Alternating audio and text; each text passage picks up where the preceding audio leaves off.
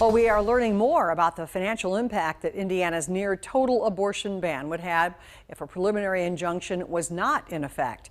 New data reveals the state government would face nearly $60 million more in costs over the next 3 years. Well, that's separate from the social services approved during the special session.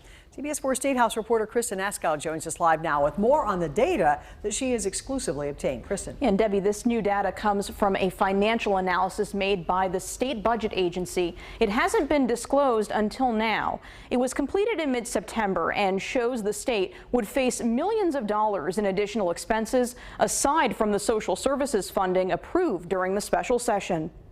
During the two-week special session this past summer, lawmakers on both sides of the aisle said they anticipated additional costs to the state following the passage of a near-total ban on abortion. They approved roughly $75 million in social services funding as a starting point, but a fiscal analysis from the nonpartisan state budget agency predicts more funding would need to come out of the state's general fund. This previously undisclosed document, which we obtained through a public records request, estimates the cost of the Attorney General's office to defend the abortion ban adds up to $2.75 million over the next 3 fiscal years. And with more Hoosiers being born, the state budget agency estimates roughly $55.8 million in that same time frame for health care coverage from Medicaid, CHIP, and HIP.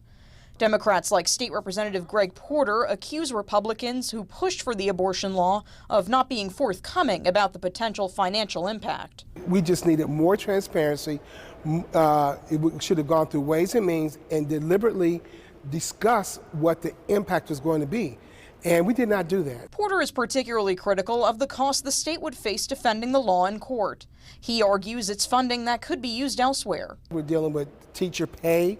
We're dealing with infant mortality, morbidity. But Republican State Senator Liz Brown argues those additional costs will be funds well spent. I'm happy to fund more moms and babies through our HIP and CHIP programs. Brown points out nearly $60 million would be a very small part of the state's budget across 3 years. She says those projections aren't a surprise to her, but she believes they're too high.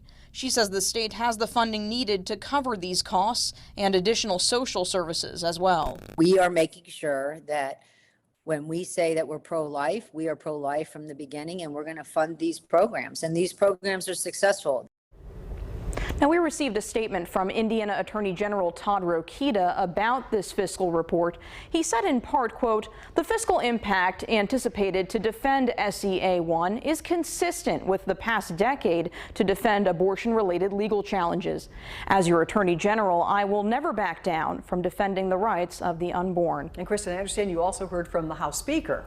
Yeah, we tried to ask him for an interview today. He declined our request, but he did tell me that he is looking into more funding for social services for moms and babies. He says that remains a priority, and they'll continue to keep that a priority as they head into next session to talk about a new state budget. Something I know that you'll be following. Kristen Askow, thank you very much.